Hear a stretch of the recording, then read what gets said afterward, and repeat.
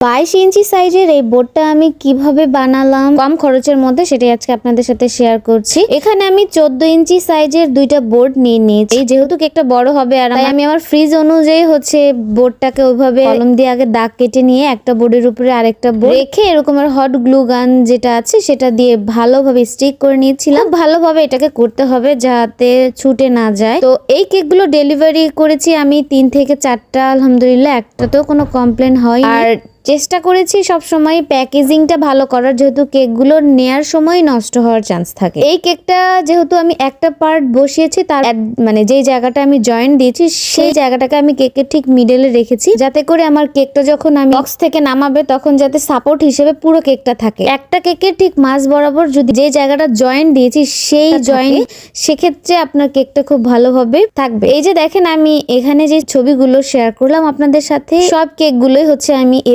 এভাবে বোর্ডটাকে জয়েন করেছি। আপনার আমার পেজে মুভিং ট্রেন থিম কেক বলেন, বড় কেকের ভিডিও আছে আমার পেজে, সবগুলোর বোর্ডই কিন্তু আমি ঠিক এভাবেই অ্যাডজাস্ট করে নিয়েছি। আপনারা চাইলে কিন্তু এভাবে করতে পারেন। এখন পর্যন্ত আমার কোনো সমস্যা হয়নি, নিশ্চিন্তে এটা আসলে করা যায়।